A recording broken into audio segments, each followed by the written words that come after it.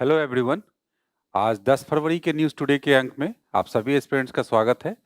और आज जो हम लोग महत्वपूर्ण सुर्खियों को देखेंगे उसमें कुल 4 न्यूज़ आर्टिकल को शामिल किया गया है, जिसमें कि सबसे पहला भारत के द्विपक्षीय संबंध से संबंधित है। मतलब भारत और सेशेल्स संबंध। अभी जो सेशेल्स के राष्ट्रपति जो भारत के दौरे पे थे उस दौरान जो है भारत और सेशेल्स में कुछ महत्वपूर्ण आर्थिक और सुरक्षा के संदर्भ में जो समझौते हस्ताक्षर किए गए हैं उसके बारे में ये आर्टिकल विस्तार से बातचीत करती है। और अन्य आयाम को भी हम लोग देखेंगे कि क्यों सेशेल्स की महत्ता क्यों है, क्यों इंपॉर्टेंट है। उसके बाद नीति आयोग की रिपोर्ट आई है एक, उसमें एक ही साथ 3 मुद्दों पे रिपोर्ट जारी की गई है, जिसमें कि सबसे पहला नेट जीरो, भारत और नेट जीरो। नेट जीरो मतलब क्या? पर्यावरण के संदर्भ में, पर्यावरण में कार्बन उत्सर्जन को लेकर जो हमारा टारगेट है, पंचामृत प्लान, ये हमने देखा है जनरल स्टडीज पेपर 3 के लिए हमने पहले भी डिस्कस किया है कि पंचामृत प्लान जो भारत का है, जो पर्यावरण के संदर्भ में जो चुनौतियां हैं उससे निपटने के लिए जो भारत कर रहा है, उसके लक्ष्य को साधने के लिए जो पंचामृत प्लान है उसमें 2070 तक जो हमें उत्सर्जन को खत्म करना है, तो उसके लिए क्या किया जाना चाहिए एक होलिस्टिक तरीके से, जिससे कि अर्थव्यवस्था में भी उस तरह के क्षमता निर्माण किए जा सके, उसके लिए वित्तीय उपलब्ध करवाया जा सके, उसके लिए ग्रीन टेक्नोलॉजी की उपलब्धता करवाई जा सके और अन्य चीजें जो कि इस लक्ष्य से संबंधित है। तो इस संदर्भ में पहला जो रिपोर्ट है, मैंने पहले बताया कि 3 रिपोर्ट हैं, जो पहला जो रिपोर्ट है वो इसी पे बात करती है। दूसरी रिपोर्ट जो है अर्थव्यवस्था के संदर्भ में है, और तीसरी रिपोर्ट फिर से जो है, जो दूसरा न्यूज आर्टिकल है यहाँ पे कि नेट जीरो सिनेरियो फाइनेंसिंग की जरूरतें कि एग्जैक्टली यहाँ पे है। तो यहाँ पे ओवरऑल हम बात करेंगे 3 स्टडी रिपोर्ट क्या कहती है। तो सबसे पहले कि हमारे लिए पेपर 3 में अर्थव्यवस्था के दृष्टिकोण से और पर्यावरण संरक्षण के दृष्टिकोण से और पर्यावरण गवर्नेंस के दृष्टिकोण से तो इंपॉर्टेंट है ही, साथ साथ जो न्यू टेक्नोलॉजी वगैरह, ग्रीन टेक्नोलॉजी वगैरह में विकसित करने की बात की जाएगी, या विभिन्न प्रकार के उद्योग जो इन सेक्टर से संबंधित है, मतलब कार्बन उत्सर्जन को कम करने के लिए, जैसे कि ग्रीन एनर्जी, ईवी सेक्टर। तो इस तरह से इसके बारे में भी हम लोगों को पर्याप्त यहाँ पे बातें मिलेंगे, और उसके बारे में इस रिपोर्ट में, मतलब इन तीनों रिपोर्ट के बारे में के अंदर जो है ना बातें कही गई है। उसके बाद हम लोग देखेंगे अंत में भारत और मेंटल हेल्थ संकट, ये भी जो है इस बार के बजट से जुड़ा हुआ है। जो बजट आया हमारा, तो बजट के बारे में, बजट और आर्थिक सर्वेक्षण में ये बात की गई कि भारत मेंटल हेल्थ के संदर्भ में क्या कर रहा है, क्या चुनौतियां हैं, और जो अभी जो कुछ घोषणाएं की गई हैं बजट मेंटल हेल्थ को देखते हुए या उसके संदर्भ में, उसके लिए सरकार की जो महत्वपूर्ण पहल है उसके बारे में भी बातचीत है इसमें। तो उसी को कवर करता है ये, और क्या क्या इसके आयाम हो सकते हैं, क्या क्या विभिन्न पहलू हो सकते हैं मेंटल हेल्थ को, तो क्यों भारत को इसके लिए जो है इस पे ध्यान दिया जाना चाहिए, और बजट में आर्थिक सर्वेक्षण में क्यों चर्चा किया जा रहा है इस चीज को, तो ये हम लोग समझेंगे इसमें। उसके साथ साथ शॉर्ट न्यूज है, और यहाँ पे हमने परीक्षा के लिए इंपॉर्टेंट जो है क्वेश्चंस भी लगाए हुए हैं, और क्वेश्चन जो है आपको, जहां आपको रिवीजन करने के लिए जो आपने जो सीखा उसको चेक करने के लिए मौका देगा, वहीं पे जो है ना आपको ट्रेंड के बारे में भी पता चलेगा कि कैसे किस प्रकार से प्रश्न पूछे जा सकते हैं, क्योंकि परीक्षा नजदीक है, प्रीलिम्स परीक्षा आने वाली है, तो इसलिए ये इंपॉर्टेंट होगा। प्रश्नों को भी ध्यान दें, उसके तरीकों को किस तरह से पूछा जा रहा है। उसी तरह से शॉर्ट न्यूज भी है। शॉर्ट न्यूज में जो सबसे पहला होगा पीएम केयर्स फंड, ये हमेशा से चर्चा में था। 2020 के आस में कोविड के समय में ये काफी चर्चा में रहा। उसके बाद इनकॉइस संस्था जो है, नेटवर्क तत्परता सूचकांक, एक महत्वपूर्ण सूचकांक आ गया ये, तो ये प्रीलिम्स परीक्षा में ऐसे ही पूछते हैं इस प्रकार के सूचकांक। स्पेशलिटी स्टील, आजकल कुछ कुछ समयों से इसके बारे में हम लोग सुन रहे हैं। स्टील एक अलग तरह का स्टील नहीं है, बल्कि स्टील की एक कैटेगरी है। भारतीय चाय बोर्ड, काशी बाजा की करीबा परमाणु विद्युत संयंत्र, जापान का विद्युत संयंत्र है, उस चर्चा में क्यों है ये ये हम लोग पढ़ेंगे। चंद्रयान मिशन का ही एक अगला चरण चंद्रयान-4 मिशन और मॉन्स माउंटेन की बात की जा रही है। एक रोग के बारे में और इसी तरह से अंत में सुर्खियों में रहे एक स्थल ग्रीस के बारे में हम लोग बातचीत करेंगे। तो चलिए हम लोग अपने पहले न्यूज़ आर्टिकल से बात की शुरुआत करते हैं।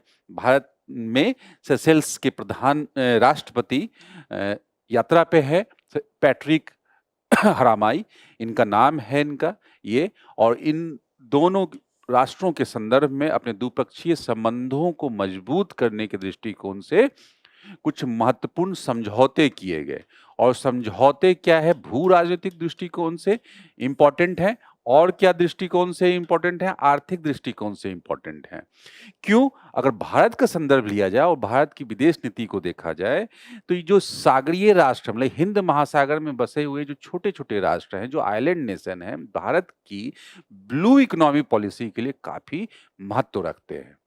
तो एक पहला जो दृष्टिकोण हो गया यहाँ पे भू राजनीतिक दृष्टिकोण से ये सारे राष्ट्र, इसके अलावा भी अन्य राष्ट्र हैं जो हिंद महासागर में भारत की के लिए महत्वपूर्ण है, और भारत का उनके साथ सहयोग जो संबंध है, द्विपक्षीय संबंध हमेशा चर्चा में रहता है। जैसे मालदीव हो गए, मॉरिशस है, मेडागास्कर है, मोजाम्बिक है, कोमोरोस भी एक कंट्री है। हम लोग मैप पे भी अभी देखेंगे। उसके बाद जो है, मैं दूसरा अगर पहलू बताऊं कि कुछ सागरीय और अर्थव्यवस्था के लिए इम्पोर्टेंट राष्ट्र हैं, भू राजनीतिक दृष्टिकोण से इम्पोर्टेंट है और सहयोगी है, तो इसलिए ये आर्थिक रूप से भी इम्पोर्टेंट है, क्योंकि कहीं न कहीं ये भारत के आर्थिक व्यापारिक मार्ग के लिए, अंतर्राष्ट्रीय व्यापारिक मार्ग की रक्षा, उसकी उस पे मिलने वाले जो विभिन्न प्रकार के जो सहयोग हैं, जैसे इंटरपोर्ट जैसी सुविधाएँ, इस प्रकार की सुविधाएँ जो है ना, देने के दृष्टिकोण से और अन्य दृष्टिकोण से मतलब सुरक्षा के दृष्टिकोण से काफ़ी महत्वपूर्ण भूमिका हो सकती है। तो इसलिए हमारे विदेश नीति में, हमारे द्विपक्षीय संबंध में ऐसे राष्ट्र जो है ना प्राथमिकता में हैं। और इसके अन्य पहलू को भी हम लोग देखेंगे। तो अभी चर्चा इसलिए रही कि सबसे पहले चर्चा में आने से पहले मैप में हम लोग देख सकते हैं कि क्यों इम्पोर्टेंट है।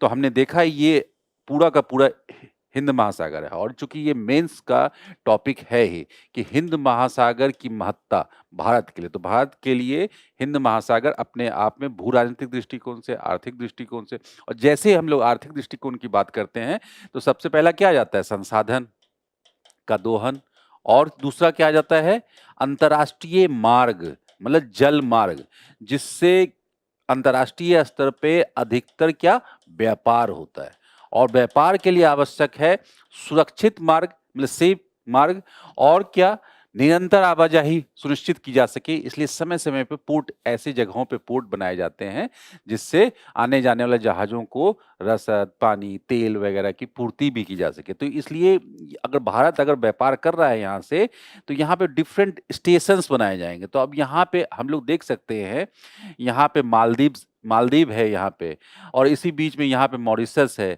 तो ऐसे आइलैंड नेशन से दोस्ती काफ़ी, सहयोग जो है काफ़ी इम्पोर्टेंट है इस दृष्टिकोण से भी। और भारत की हिंद महासागर में उपस्थिति के लिए भी ऐसा सहयोग, द्विपक्षीय सहयोग जो है काफ़ी मजबूती प्रदान करता है भारत की स्थिति को।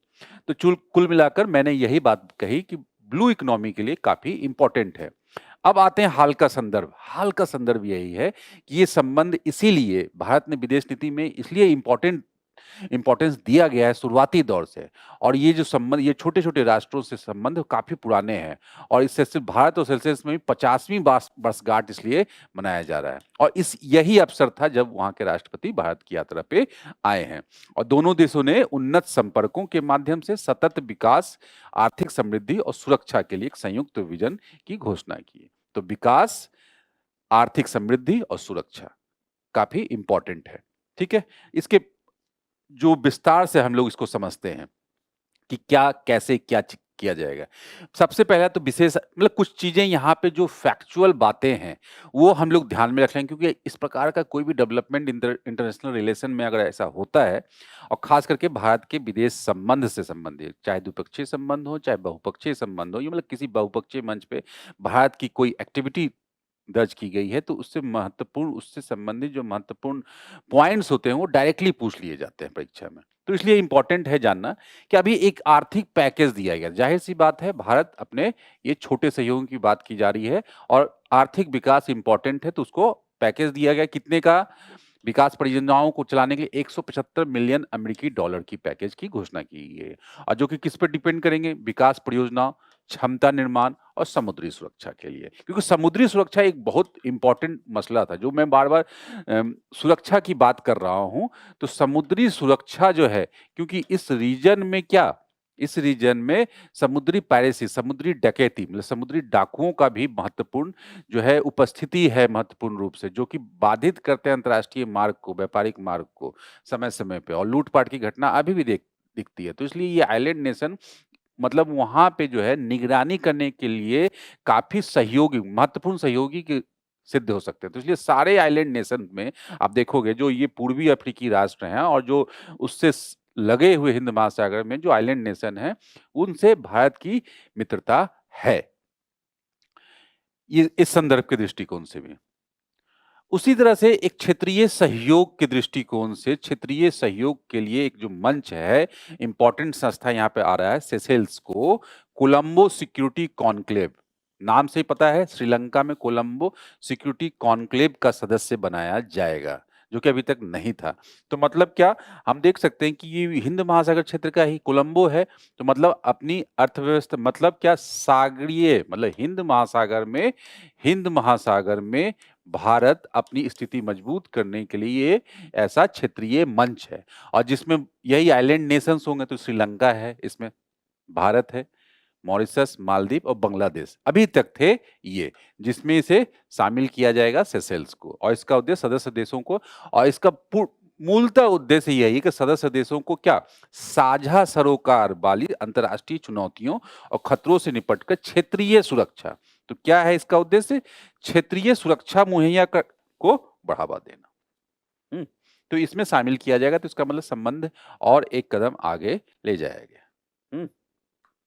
अभी मैप पे हम लोग ये अभी जो हम लोगों ने डिस्कस किया कि कैसे इम्पोर्टेंट है, यहाँ भारत की मुख्य सीमा है और मुख्य सीमा से भी आप देखोगे यहाँ से ये होता हुआ, ये सबसे पहले ये मॉरिशस, उसके बाद ये मालदीव, मॉरिशस, चागोस आइलैंड भी है छोटा-सा, सेशेल्स है, यहाँ पे कोमोरोस है और ये मेडागास्कर आइलैंड है, मोजाम्बिक ये तटीय राष्ट्र है, वहाँ से भी संबंध है भारत के और इधर फिर चले जाएँगे तो ये पूर्वी जो हॉर्न ऑफ अफ्रीका कंट्री है, यहाँ पे भी भारत के संबंध हैं।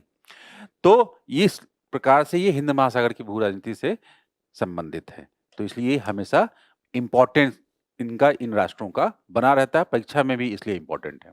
अब चलिए एक दूसरा जो पहलू हम लोग छोड़ रहे हैं यहाँ पे, जो हमने अभी तक चर्चा नहीं की, आपदा प्रतिरोधकता।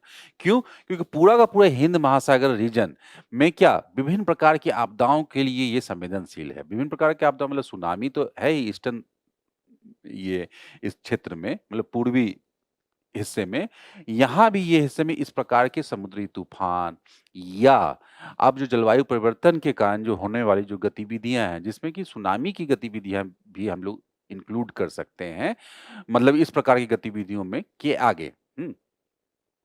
तो जिसके कारण होने वाले प्रभावों से निपटने के लिए ये देश राष्ट्र जो है ना काफ़ी महत्वपूर्ण रूप से सहयोगी बन सकते हैं। तो सुनामी तो पहले की घटना है, मतलब वो चला ही आ रहा है, लेकिन इधर भी जलवायु परिवर्तन के कारण काफ़ी चीज़ें बदली हैं।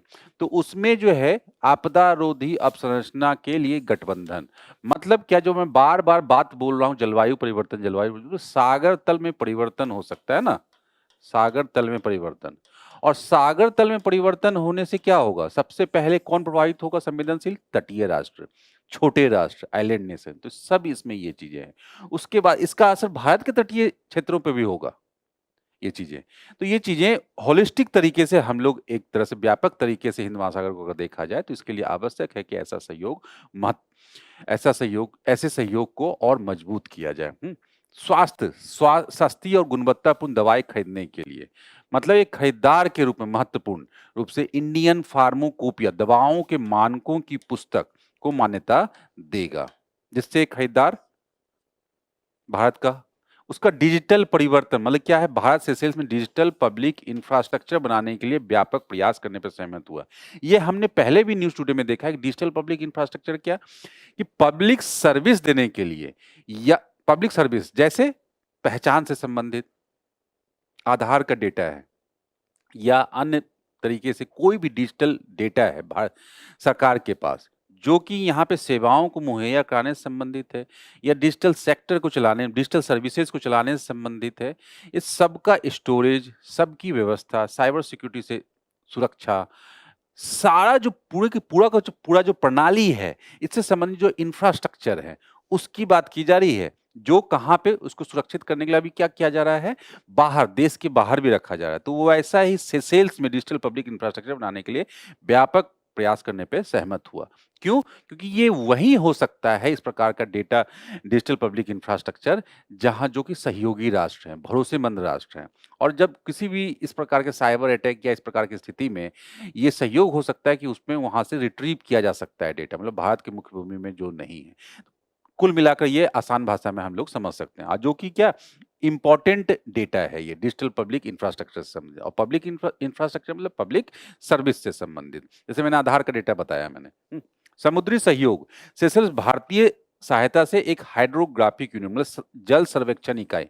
तो हमने अभी सागर तल परिवर्तन, और हमने जब भूगोल में हमने पढ़ा है कि सागर तल में परिवर्तन ही मतलब सागर तल के तापमान में भी परिवर्तन देखा जाता है। एल नीनो, लानिना की परिघटना इस रीजन में भी काफी बदलाव करती है। ये सब के लिए आवश्यक है कि सर्वेक्षण आवश्यक है, मतलब कंटिन्यू, मतलब लगातार निरंतर चलना चाहिए सर्वेक्षण, और इसके लिए कुछ अभियानों को चलाने की आवश्यकता है, मतलब लगातार रिसर्च और डेवलपमेंट होना चाहिए, जिससे कि हम लोग पैटर्न को पता कर सकें, मतलब जलवायु पे होने वाला प्रभाव, स्थानीय मौसम पे होने वाले प्रभाव आदि। तो इस संदर्भ में आवश्यक है कि इस प्रकार के यूनिट का निर्माण किया जाए, जिससे कि जो सागर जल है उसके बारे में हम और समझ सके और हम लोग पता कर सकें। तो ये ऐसा हाइड्रोग्राफिक यूनिट। तो इस तरह से हम लोग देख लिया पेपर 3 आपदा प्रबंधन के दृष्टिकोण से भी। तो कभी भी इंटरनेशनल रिलेशन में मेंस आंसर राइटिंग में इस प्रकार के भी जो एक्स्ट्रा जो पॉइंट्स हैं, इस पॉइंट को लिखकर हम लोग एक्स्ट्रा मार्क्स भी ले सकते हैं ये। इस तरह से तो ये इंपॉर्टेंट पॉइंट है मेंस आंसर राइटिंग के लिए। चलिए, अब भारत के लिए सेशेल्स का महत्व अधिकतर की बातें हम लोग कर चुके हैं कि सागर और महासागर विजन। तो सबसे पहले यही हम लोग ध्यान में रखेंगे। सागर विजन जो है सबसे पहले आया, मतलब 2015 में आया सागर विजन, और ये आया महासागर विजन जो है 2025 में आया। तो इसी का एक्सटेंडेड वर्जन आप समझ लो, इसका इसके फुल फॉर्म से हम लोग समझ जाएंगे। और दोनों जो विजन हैं, दोनों विजन क्या, ब्लू इकोनॉमी जो बताया भारत का मैंने, उसको मजबूत करने के दृष्टिकोण से भारत की सागरीय अर्थव्यवस्था के लिए, मतलब संसाधनों का दोहन, भू राजनीतिक उपस्थिति, और अपने जो जो प्रतिद्वंदी राष्ट्र हैं जैसे कि चाइना को संतुलित करने के लिए जो नीति को निर्माण करने की बात है, और सहयोगों को तलाशने की बात है, और बाकी अपनी पॉलिसी को क्रियान्वित करने की बात है उस रीजन विशेष में। उस सब इस पे आधारित है, मतलब सब इसमें शामिल हैं। तो सबसे पहले सागर किया गया, security and growth for all in the region. आप देखें इसका नाम क्या है, security and growth for all in the region. अब इसी को एक्सटेंड कर दिया गया, इसको नाम क्या दे दिया गया, mutual and holistic advancement for security and growth across regions. ठीक है, तो ये चीजें हम लोग देख सकते हैं। तो ये दोनों जो नीतियां हैं, ये जो दोनों नीतियां हैं ब्लू इकोनॉमी को इंपॉर्टेंस देने के लिए, और सुरक्षा और विकास तो इसमें महत्वपूर्ण है ही, तो उसी को साधने के लिए ये चीजें हैं। भू सामरिक क्या है, डायरेक्टली भू सामरिक तो बहुत सारे टॉपिक को मैंने बताया है यहाँ पे कि निगरानी के लिए, समुद्री डकैती से सुरक्षा के लिए, उसके बाद जो प्रतिद्वंदी राष्ट्र हैं या जैसे चीन, उनको बैलेंस करने के लिए अपनी उपस्थिति दर्ज करवाना। तो उस तरह की जो महत्वपूर्ण जो सहयोग है, जैसे परिवहन मार्गों की रक्षा के लिए यही लिखा गया, महत्वपूर्ण समुद्री व्यापार मार्गों के निकट स्थिति, इसकी स्थिति प्रमुख पोत परिवहन मार्गों विशेष रूप से मोजाम्बिक चैनल की निगरानी में मदद करती है। उसके बाद क्या उदाहरण, निगरानी बढ़ाने के लिए अजम्पशन आइलैंड है, यहाँ पे देखेंगे, यहाँ पे पूछा जा सकता है अजम्पशन आइलैंड करने को विकसित करने का प्रयास, चीन के विस्तार को संतुलित करने के लिए, ज़ाहिर सी बात है चीन की उपस्थिति काफ़ी अधिक हुई है पूरे के पूरे रीजन में और चीन की पॉलिसी भी है स्ट्रिंग ऑफ पर्ल्स हमने सुना है कि भारत को चारों तरफ से मोतियों की माला की तरह घेरना। तो ये छोटे-छोटे जो नेशंस हैं उस पे अपना प्रभाव बढ़ाकर तो उसी के काउंटर में भी ये चीज़ें हो सकती हैं। देखा जा सकता है, इसको समझा जाना चाहिए। तो चीन अपनी स्ट्रिंग ऑफ पर्ल्स तो एक तो मैंने बता दिया स्ट्रिंग ऑफ पर्ल्स मतलब मोतियों की माला की तरफ भारत को ऐसे घेरो। तो ये ऐसे छोटे-छोटे, छोटे-छोटे नेशन इसके चारों तरफ इससे अपने टैक्टिकल संबंध बनाएँ। उसके बाद क्या है, इसी तरह से एक नया हमने सुना होगा बेल्ट एंड रोड इनिशिएटिव तो सुना ही है, टू ओशन स्ट्रेटजी भी सुना है। ये हमने देखा है, चर्चा में रहती है। अगर नहीं सुना है तो मैं बता दूँ, टू ओशन मतलब कि 2 समुद्र, मतलब एक हिंद महासागर जिसकी बात हम लोग कर रहे हैं और दूसरा प्रशांत महासागर। दोनों क्या है चीन के लिए महत्वपूर्ण है और चीन की उपस्थिति प्रशांत महासागर में डायरेक्ट ही है और हिंद महासागर में वो अपने प्रमुख प्रतिद्वंदी अगर एशिया के लिए नेतृत्वकर्ता के रूप में निभाना है तो हिंद महासागर में अपनी उपस्थिति दर्ज करना महत्वपूर्ण है उसके लिए तो उसकी विदेश नीति में तो उसी का एक मतलब आप समझ लो स्ट्रिंग ऑफ पर्ल्स का एक्सटेंशन तो दोनों जगहों पे अपनी प्रभावी उपस्थिति और अपने शक्तियों को का प्रदर्शन करना महत्वपूर्ण है इसके लिए द ओशन स्ट्रेटजी। तो आप समझ लो बेल्ट एंड रोड इनिशिएटिव जो था उसका सागरीय वर्जन ये चीज तो ये चीज तो 3 सिद्धांत है यहाँ पर इसके आधार पे भी ये भूसामरिक दृष्टिकोण से ये राष्ट्र फिट बैठता है। यूएनएससी की उम्मीदवारी जो भारत की उम्मीदवारी है जी भारत बहुत समय से जो बोलता आ रहा है उसको सपोर्ट करता है भारत की स्थायी सदस्यता को लेकर। रक्षा सहयोग उदाहरण के लिए दोनों देशों के बीच संयुक्त समुद्री अभ्यास लामित्य नाम याद रख लेंगे ये डायरेक्ट पूछ लिया जाता है प्रीलिम्स में। लामित्य जो है ना आयोजित किया जा रहा है बाकी ये जो फुल फॉर्म मैंने बता ही दिया। चलिए पहला जो प्रश्न है क्या है पहला प्रश्न देख लेंगे भिन्न प्रकार के मतलब ये स्टेटमेंट डायरेक्ट मैं पूछ रहा हूँ अधिकतर चीजें एकदम आसान है अगर एक बार भी आपने देख लिया तो इसमें दक्षिण चीन सागर में स्थित है तो ये पहले गलत हो गया। तो मैप पे कहाँ पे है उपस्थिति ये भी देखेंगे और मैंने island nation different island nation दिखाए हैं तो उत्तर से दक्षिण लगाने के लिए भी ये पूछा जा सकता है। ये तो बड़ा आसान था कि दक्षिण चीन सागर तो एकदम बड़ी आसानी से ये हिंद महासागर में है तो इसको कर लेंगे। बाकी दोनों स्टेटमेंट सही है। दूसरा प्रश्न क्या है भारत सेशेल्स रक्षा और रणनीतिक सहयोग के संबंध में है ना निम्नलिखित तो इसमें क्या है तो इसमें क्या भारत और सेशेल्स के बीच संयुक्त समुद्री अभ्यास लामित्य सेशेल्स तटीय निगरानी रडार प्रणाली यही निगरानी के लिए रडार सिस्टम भारत का संयुक्त राष्ट्र सुरक्षा परिषद की स्थायी सदस्यता का समर्थन करता है। तीनों स्टेटमेंट सही है सी आंसर। कोलंबो सुरक्षा सम्मेलन इस प्रकार के संगठन जब भी चर्चा में आए किसी भी कारण से आप उसके बारे में पता करें उसके बारे में ध्यान रखें महत्वपूर्ण चीजों को प्रमुख सदस्य राष्ट्र कौन है नया कौन आया है भारत के लिए क्या महत्वपूर्ण है क्या मायने हैं उसके रीजन क्या है तो यही सबसे पहले तो नाम ही कोलंबो सिक्योरिटी कॉन्क्लेव CSC के संदर्भ निम्नलिखित कथनों पर। तो ये क्या है CSC मुख्य रूप से एक आर्थिक सहयोग तो हमने देखा है क्षेत्रीय क्या है सुरक्षा से संबंधित है। चलिए अब नीति आयोग की जो रिपोर्ट है नीति आयोग की रिपोर्ट है विकसित भारत और नेट जीरो के सिनेरियो पे नीति आयोग की 3 स्टडी रिपोर्ट ये शीर्षक है इस डॉक्यूमेंट का जो जारी किया गया है study report on scenarios towards Viksit Bharat and net zero and overview. तो इसमें दरअसल 1 2 और 3 रिपोर्ट है तो 3 रिपोर्ट तीसरा रिपोर्ट जो है तीसरे रिपोर्ट के बारे में हम लोग नेक्स्ट आर्टिकल में तो पढ़ेंगे जो कि डायरेक्ट फाइनेंसिंग से संबंधित है। फाइनेंसिंग मतलब नेट जीरो से संबंधित नेट जीरो मतलब क्या कार्बन उत्सर्जन के स्तर को कम करना खत्म करना एकदम 2070 तक का जो लक्ष्य है हमारा पंचामृत प्लान में जिससे कि हम लोग जो जलवायु परिवर्तन के लिए जो हमारी प्रतिबद्धताएं हैं जलवायु परिवर्तन से लड़ने के लिए विश्व स्तर पर जैसे हमने सुना है पेरिस सम्मेलन में उसके पहले विभिन्न प्रकार के सम्मेलनों में जो भारत अपनी प्रतिबद्धता जता चुका है कि हम इतना सहयोग करेंगे विश्व स्तर पे जिससे कि पूरे प्लेनेट के तापमान को 1.5 डिग्री सेल्सियस तक स्थिर रखा जा सके 2030 तक और उसके आगे भी इसे एक उपयुक्त दशा में रखा जा सके जिससे कि प्रभाव नकारात्मक प्रभाव कम से कम हो और उसके इसको एक सही दिशा में ले जाया जा सके।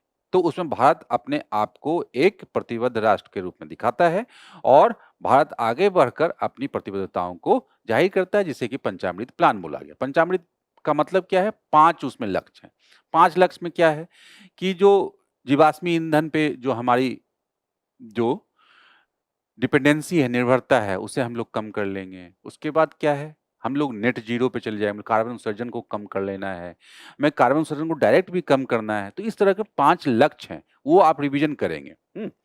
तो भारत की जो ये है, लेकिन क्या है इन सब के लिए क्या है, इन सब के लिए आवश्यकता है फंडिंग की।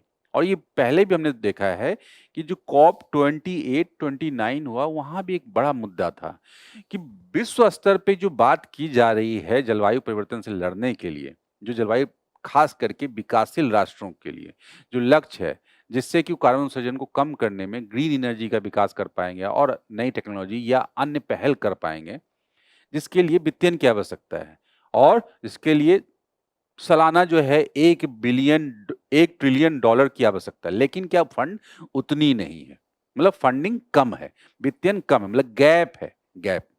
तो सेम उसी तरह से भारत की स्थिति भी वही है कि जितनी की आवश्यकता होगी 2070 तक के नेट जीरो के लक्ष्य को प्राप्त करने में, क्या हम उतना तैयार हैं? तो ये रिपोर्ट कुल मिलाकर बात वही करता है। क्या हम वित्तीयन कर रहे हैं? एक। दूसरा, क्या अपने सेक्टर्स को डिफरेंट सेक्टर्स में हम लोग क्या इस प्रकार से काम कर रहे हैं जिससे कि हम उस लक्ष्य को प्राप्त कर पाएँगे 2070 तक? अगर हमें प्राप्त करना है तो हमारे पास क्या-क्या चीज़ें होनी चाहिए? मतलब क्या-क्या उसके लिए आवश्यकता है? मतलब कितना फंडिंग किया जाना चाहिए? किस सेक्टर को कैसे मोल्ड किया जाना चाहिए? यही सब बातें यहाँ पे तीनों रिपोर्ट में की गई है। तो एक ओवरऑल और दूसरा जो है ना उसके बारे में, नेट ज़ीरो के बारे में। तो पहला इसीलिए ये क्या है, नीति आयोग यहाँ डायरेक्टली मैंने लिख दिया है, आर्थिक नीति और पर्यावरण गवर्नेंस से संबंधित कि आगे मतलब विकास अलग नहीं है बल्कि पर्यावरण से जुड़ा हुआ है। तो इसलिए पर्यावरण गवर्नेंस का मुद्दा है ये रिपोर्ट का जो विषय है महत्वपूर्ण रूप से। चलिए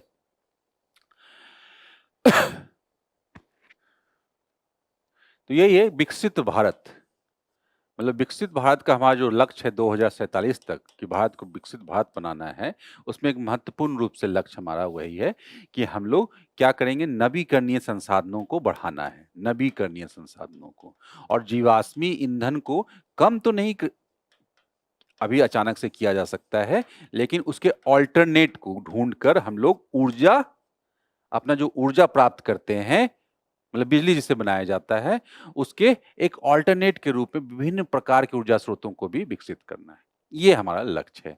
अगर विकसित भारत, तो उसके लिए क्या-क्या आवश्यकताएँ होंगी। तो इसी परिदृश्य में ये चीज़ें की गई है। नीति आयोग ने बेसिकली यही कहा है कि विकसित भारत और नेट ज़ीरो की दिशा में परिदृश्यों पे 3 अध्ययन रिपोर्ट जारी की गई। रिपोर्ट क्या-क्या है? एक समग्र रोड मैप है, जिसकी बात हम लोग अभी बात कर रहे हैं। दूसरा क्या है? व्यापक आर्थिक निहितार्थ क्या हैं? मतलब अगर आपको ये लक्ष्य प्राप्त करना है, तो क्या-क्या आर्थिक निहितार्थ होंगे? मतलब आर्थिक फ्रंट पे आपको क्या-क्या तैयारियाँ करनी होंगी? मतलब कितना इन्वेस्टमेंट होगा? वो इन्वेस्टमेंट कहाँ से लाओगे? किस-किस सेक्टर में लाया जाएगा? किस-किस सेक्टर में और ज़्यादा इन्वेस्टमेंट बढ़ाना है? और इन्वेस्टमेंट बढ़ाने के लिए भी क्षमता निर्माण की क्या आवश्यकता होगी? मान लिया जाए, अब हमने बोल दिया उत्सर्जन को कम करना है, तो इसके लिए आवश्यक होगा परिवहन सेक्टर में सुधार किया जाए और परिवहन सेक्टर में भी क्या ईवी को बढ़ावा दिया जाए और ईवी के लिए भी क्या आवश्यकता है कि ईवी से संबंधित जो कल पुर्जे हैं, जैसे बैटरी, ईवी का निर्माण, ये पूरा का पूरा इकोसिस्टम डेवलप करना हो। इन सब के लिए फंडिंग की आवश्यकता होगी और देश के अंदर भी निवेश की आवश्यकता होगी और बाहर से भी निवेश को आकर्षित करने की आवश्यकता होगी। सबको पे भी काम करना होगा। तो यही बात यहाँ पे किया जा रहा है। वित्त पोषण की आवश्यकताओं पर केंद्रित है। तो ये 3 मुद्दे हैं यहाँ पे। ये ध्यान रख लेंगे, ये जो शीर्षक है पीआईबी में भी है, यहाँ भी लिखा हुआ नीति आयोग की इस रिपोर्ट में भी है। अब क्या वही विकसित भारत 2047 की बात हम लोग जो कर रहे थे, क्या लक्ष्य है हमारा? लक्ष्य वही है कि 30 ट्रिलियन अमेरिकी डॉलर तक अपनी अर्थव्यवस्था को बढ़ाकर ले जाना है। तो इसके एक मायने हैं। 30 ट्रिलियन अगर ओवरऑल ले जाना है तो हमें डिफरेंट सेक्टर में काम करना होगा कि एनर्जी सेक्टर में ऐसे काम करना होगा, मैन्युफैक्चरिंग में ऐसे काम करना होगा, सेवा में ऐसे काम करना होगा। तो हम लोग अभी बात करेंगे एनर्जी सेक्टर की। तो यहाँ पे बात वही हो क्योंकि कार्बन उत्सर्जन से संबंधित है और जो ऐसे सेक्टर हैं जो कार्बन उत्सर्जन सबसे अधिक मात्रा में करते हैं, तो वहाँ पे ध्यान देना होगा ये चीज़ें। क्योंकि वहाँ पे इन्वेस्टमेंट करके हमें ग्रीन बनाना है उसे, कार्बन जिससे कार्बन उत्सर्जन को कम किया जा सके। नेट जीरो उत्सर्जन लक्ष्य क्या है? 2070 तक net zero green house gas उत्सर्जन प्राप्त करने की प्रतिबद्धता प्रकट की गई है।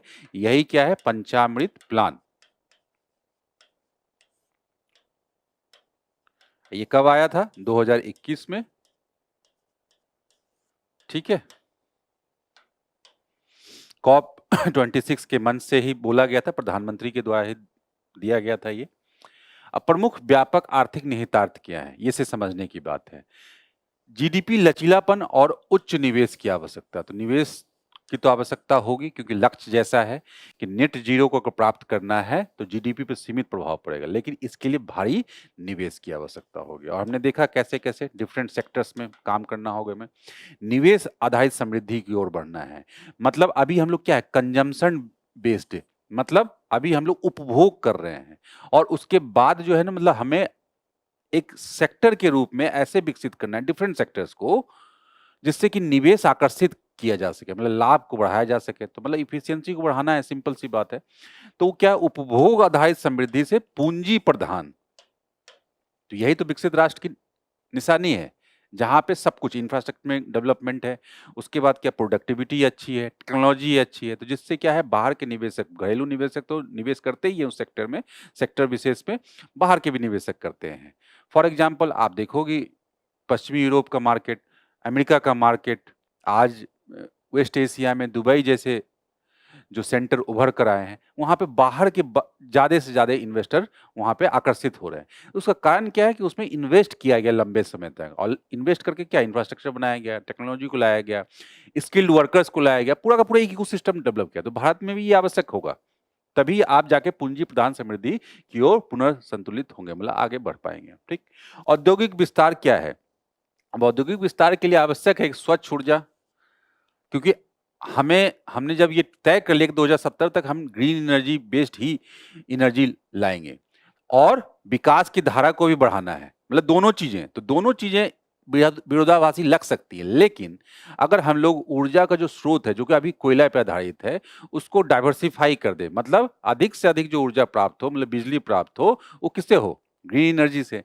तो ऑब्वियसली हम लोग वो जो विकास का लक्ष्य था, जो ट्रिलियन में हम लोग बात करें, जीडीपी को बढ़ाने की बात की जा रही है, वो भी प्राप्त कर पाएंगे, और हम लोगों को जीवाश्मी ईंधन पे जो हमारी निर्भरता है उसे भी कम कर सकेंगे। तो इसमें जरूरत क्या होगी कि स्वच्छ ऊर्जा विनिर्माण के कारण 2050 तक औद्योगिक जीवीए बढ़कर कितना हो जाएगा? लगभग 33% होने का अनुमान है। मतलब जीवाश्म ईंधन आधारित विनिर्माण में संकुचन आने का अनुमान है, यही बात यहाँ पे की जा रही है। तो मतलब हम लोगों को क्या है, हमने एक वर्ड सुना होगा आजकल, ऊर्जा रूपांतरण, यही कर रहे हैं ना हम लोग।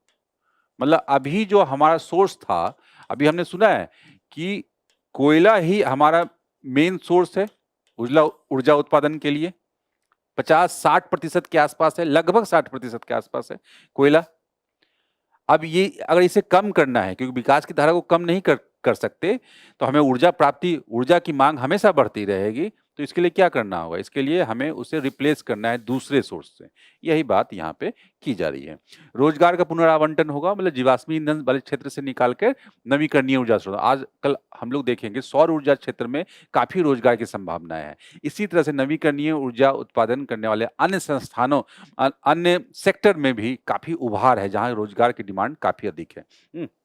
आयात निर्भरता में कमी, तो जाहिर सी बात है कि आयात पे जो निर्भर हमारी इकोनॉमी है, उसे क्या उल्टा करना है, विपरीत करना है, मतलब निर्यात उन्मुखी बनाना है। तो मतलब क्या है कि ईंधन आयात बिल, मतलब हम लोग अगर नवीकरणीय ऊर्जा पे आश्रित हो जाएंगे, निर्भर हो जाएंगे, तो हम लोग जो तेल पेट्रोलियम जो आयात कर रहे हैं वो कम हो जाएगा। जाहिर सी बात है, जीडीपी का 4% है अभी, जो कि 2070 तक कितना घटा के हो जाएगा? 0.2%। क्योंकि ये दोनों लक्ष्य जो है जुड़े हुए हैं, इसी बात को बस समझना है। अब नीतिगत सुझाव क्या है? सभ्यतागत संधारणीयता, मिशन लाइफ हमने सुना है, लाइफ फॉर इन्वायरमेंट, मतलब ऐसा लाइफस्टाइल जो कि इन्वायरमेंट फ्रेंडली हो, पर्यावरण हितैषी हो। ये हमारे प्रधानमंत्री के द्वारा ही नारा दिया गया, पूरे विश्व के लिए स्लोगन दिया गया, काफी पॉपुलर हुआ। तो ये व्यक्तिगत स्तर पे भी, और क्या, चक्रीय अर्थव्यवस्था। चक्रीय अर्थव्यवस्था हमने पहले भी पढ़ा है कि वेस्ट का कम निर्माण हो और वेस्ट का अधिक से अधिक क्या रिसाइकलिंग हो, रिड्यूस किया जाए, रीयूज किया जाए। तो ट्रिपल आर के फॉर्मूले पर आधारित जो व्यवस्था होगी वो क्या चक्रीय अर्थव्यवस्था होती है। कुशल डिजाइन के माध्यम से पारंपरिक निम्न कार्बन उत्सर्जन प्रथाओं को, मतलब कहीं भी ऐसा कोई टेक्नोलॉजी यूज हो रहा है जिसमें कार्बन उत्सर्जन अधिक हो रहा है, तो उसे रिप्लेस करने की बात की गई है, और इसके विकास को कल्याण और समुत्थानशीलता के इर्द गिर्द फिर से परिभाषित किया जा सकेगा। नेट जीरो अवसंरचना को बढ़ावा, ये हर एक स्तर पे क्या विद्युत ग्रिड्स में जो समस्याएं हैं, शहरी अवसंरचना जो भी है, इलेक्ट्रिक वाहन, लॉजिस्टिक और सार्वजनिक निवेश को प्राथमिकता देना चाहिए। मतलब सब जगह जो है, सार्वजनिक निवेश मतलब क्या, मेट्रो, आरटीएस, तो इससे क्या होगा, प्राइवेट गाड़ियां कम होंगी ना, तो उससे क्या, जो परिवहन क्षेत्र से निकलने वाला जो धुआं है, वाहनों से निकलने वाला धुआं, दिल्ली एनसीआर इसका सबसे बड़ा उदाहरण है कि यहाँ पे वाहनों की संख्या देश में, मतलब हम लोग सबसे ऊपर हैं। तो उसमें क्या, अगर सार्वजनिक क्षेत्रों में निवेश होगा, अच्छी इंफ्रास्ट्रक्चर होगी, तो अधिकतर लोग उस पर मूव करेंगे, तो जिससे क्या, उत्सर्जन कम होगा। तो ये चीजें हैं। ग्रीन जॉब्स मिशन, लक्षित पुनः कौशल विकास। अब हमने बताया कि जैसे कि नवीकरणीय ऊर्जा सेक्टर में काफी अच्छे रुझान हैं, तो उसके लिए आवश्यक होगा कि उस तरह से स्किल्ड वर्कर भी हो, और स्किल्ड वर्कर के लिए क्या होगा, उस तरह के कार्यक्रम चलाए जाने चाहिए, तो उसमें भी पैसा लगेगा, फंडिंग की आवश्यकता होगी। तो ये लक्षित पुनः कौशल विकास और भविष्य की तैयारी के लिए ग्रीन डिजिटल स्किल स्टैक के साथ, मतलब क्या, ये पूरा का पूरा जो है एक जो कौशल विकास के लिए जो पूरा का पूरा जो बल होगा, कौशल बल, युवा बल को तैयार किया जाए, उसकी बात की जा रही है। और कुछ नीतिगत सुझाव, क्या, हरित अनुसंधान एवं विकास को प्रोत्साहन, ये सबसे आवश्यक है। क्यों? क्योंकि आपको मूल्य लागत की आवश्यकता को हमेशा जो है ना कम करके रखना, मतलब हमेशा घटाना होगा समय के साथ, हर टेक्नोलॉजी में, तभी वो कारगर होगी, तभी वो पॉपुलर होगी। जैसे अभी फॉर एग्जांपल अभी भी एक सौर ऊर्जा के प्लांट लगाने के लिए अभी काफी हम लोग अधिक, क्योंकि अधिकतर कंपोनेंट बाहर से आ रहे हैं, दूसरा के जो हम लोग भारत में बना भी रहे हैं वो बाहर की तुलना में महंगा है, तो हमारे यहाँ प्रोजेक्ट लगाने का कॉस्ट जो है ना पर यूनिट अधिक है, तो हमारी ऑब्वियसली उससे निकलने वाली बिजली अधिक होगी, महंगी होगी। तो इसे जब तक हम लोग कम नहीं करेंगे अधिक से अधिक, और ये संभव तभी है जब उस पर रिसर्च एंड डेवलपमेंट हो। संस्थागत सुदृढ़ीकरण, मतलब इस तरह से जो विद्युत वितरण कंपनियां जैसे डिस्कॉम बोलते हैं और ऊर्जा क्षेत्र से जुड़ी संस्थाओं को सुधार करना चाहिए, विनियमों को सरल बनाना चाहिए, जिससे कि ये पूरा का पूरा इकोसिस्टम डेवलप हो सके, जो कि मिलकर जो है काम कर सके और पूरे के पूरे लक्ष्य को प्राप्त किया जा सके। इसमें सबसे पहला प्रश्न देख लेते हैं इसमें,